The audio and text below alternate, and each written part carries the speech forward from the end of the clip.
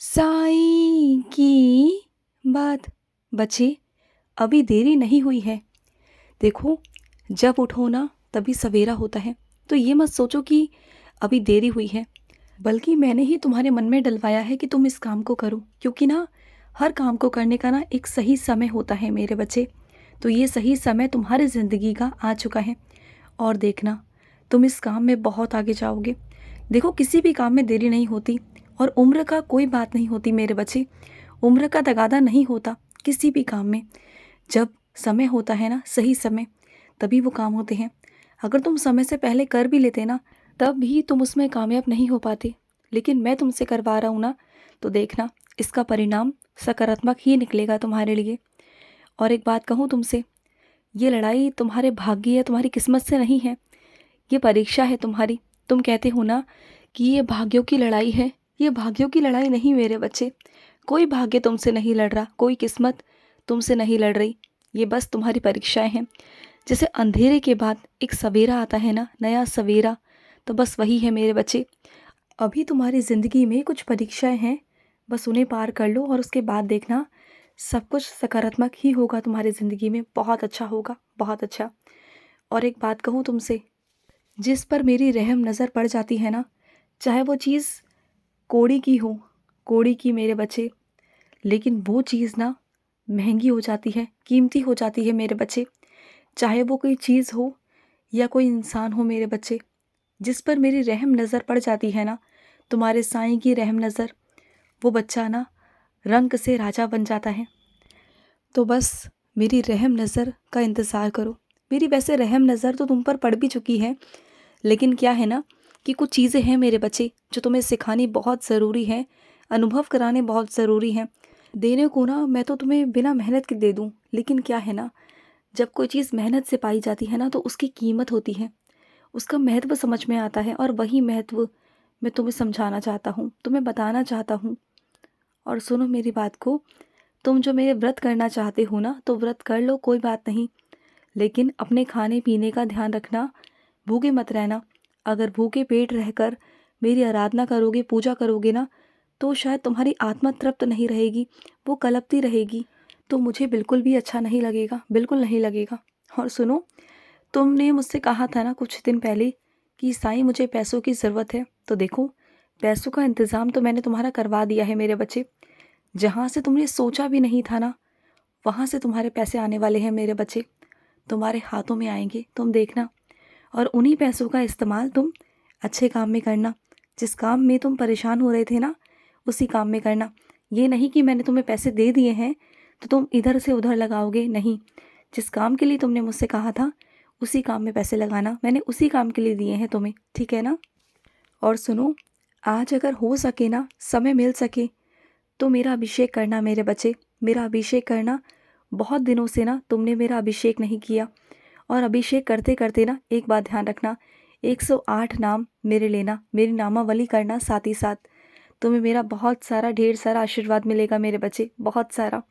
और कुछ मेरे बच्चे ना इतने ज़्यादा प्यारे हैं, इतने ज़्यादा मेरे करीब आ चुके हैं ना, कि उन्हें मेरा गुरुवार बहुत प्रिय लगने लगा है। वो अपने हर काम को गुरुवार में करना पसंद करते हैं, और वो चाहते हैं कि उनके सारे जितने भी अच्छे काम हो ना, वो सारे गुरुवार में ही हो। और वो अपने हर काम के लिए ना गुरुवार ही चुनते हैं। यानी कि बहुत सारे लोग ऐसे भी हैं मेरे बच्चे जो गुरुवार से वहम करते हैं, लेकिन जो मेरे बच्चे हैं ना, उन्हें गुरुवार से बहुत प्यार है। और होना भी चाहिए मेरे बच्चे, हर एक वार से प्यार होना चाहिए। लेकिन अगर तुम्हारे मन में ये है कि मेरा आशीर्वाद है गुरुवार में, तो ठीक है मेरे बच्चे, गुरुवार को अच्छे ही काम होंगे, बहुत अच्छे काम होंगे तुम्हारे। तुम्हारा ये विश्वास कभी नहीं टूटेगा, और ना मैं टूटने दूंगा मेरे बच्चे। ये मेरा आशीर्वाद है कि हर गुरुवार को तुम्हारे साथ कुछ ना कुछ लीला ज़रूर घटेगी मेरे बच्चे, तुम देखना। और तुम्हारे जितने भी महत्वपूर्ण काम हैं, अच्छे काम हैं ना, वो सब गुरुवार को ही होंगे, तुम देखना। और सुनो, तुम्हारा कोई सगा संबंधी ऐसा है मेरे बच्चे जो तुमसे मतलब भी नहीं रखता, सालों साल तुमसे बात तक नहीं करता, लेकिन अब क्या है ना, उसके घर में तुम्हारी ज़रूरत है किसी चीज़ में खड़े होने के लिए, लोगों को दिखाने के लिए। बस इस कारण ना वो तुम्हें निमंत्रण भेजेगा और तुम्हें बुलाने की भी कोशिश करेगा बहुत प्यार से, कि तुम चार लोगों में आकर खड़े हो जाओ और उसकी इज्जत रह जाए। इसका मतलब ये नहीं कि वो तुमसे प्यार करता है, नहीं, वो सिर्फ़ और सिर्फ तुमसे अपना मतलब निकलवा रहा है कि उसे 4 लोगों में बस तुम्हें खड़ा करना है, बस और कुछ नहीं मेरे बच्चे। तुम्हें अगर ये लग रहा हो ना कि उसके मन में तुम्हारे लिए प्यार जागा है या उसे पछतावा है, तो नहीं है मेरे बच्चे, बिल्कुल भी नहीं है। वो जैसा था वैसा है मेरे बच्चे, तो बस जाने दो मेरे बच्चे। और सुनो, जब तुम मेरे मंदिर में आते हो, मेरे पास बैठते हो ना, और मेरी पाठ पूजा करते करते करते करते जब तुम्हारे मन में कोई बात उत्पन्न होती है ना, कुछ भी बात, मेरी पूजा की, मेरे पाठ की, किसी भी चीज़ की ना, तो वो मैं ही तुम्हारे मन में डलवाता हूँ कि तुम ऐसा करो।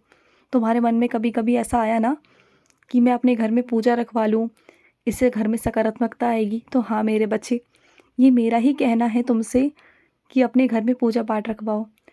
मैं ही तुम्हारे मन में डलवाता हूँ मेरे बच्चे, वरना तुम्हारे मन में ये बातें कहाँ से उत्पन्न होंगी, सोचो। मैं ही तुम्हारे मन में करवाता हूँ।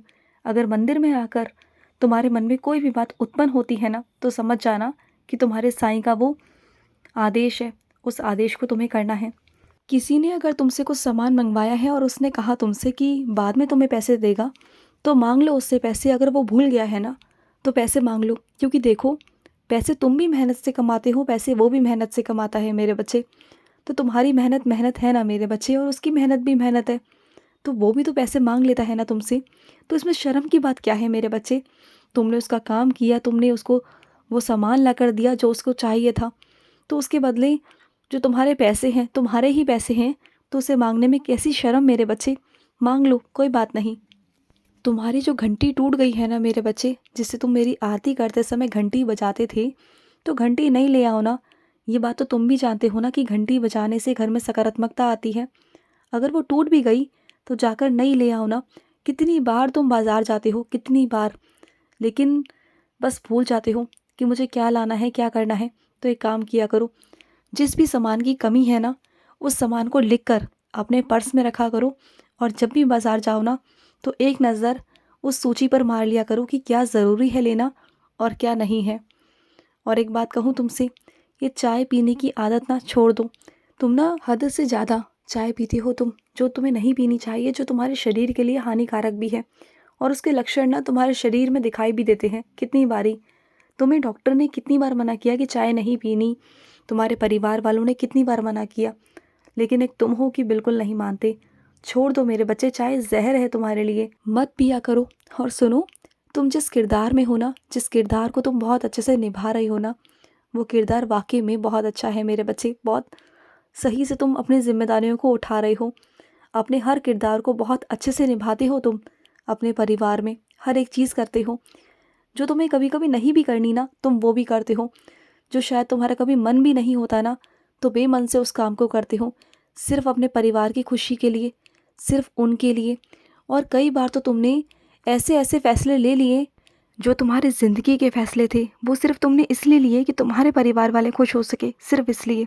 उनके लिए तुमने इतना कुछ किया मेरे बच्चे। तुम अपने परिवार से बहुत प्यार करते हो, ये मैं जानता हूँ, लेकिन वो भी आज नहीं तो कल वो तुम्हें ज़रूर समझेंगे मेरे बच्चे, ज़रूर समझेंगे। और सुनो, जब कोई विपरीत परिस्थिति आती है ना, उसमें घबराया मत करो, बल्कि उसमें हिम्मत से काम लो, ठीक है ना? हिम्मत से काम लो। मैं तेरे साथ हूँ, हमेशा से साथ हूँ तेरे। चिंता मत कर, तेरा कोई कुछ नहीं बिगाड़ पाएगा, मैं तेरे साथ खड़ा हूँ। और आज एक नारियल और 1.25 किलो चीनी लेकर मेरे मंदिर ज़रूर आना मेरे बच्चे, ज़रूर आना। मैं तुम्हारी प्रतीक्षा करूँगा। खुश रहो। आज का मध्याह्न साई संदेश समाप्त हुआ।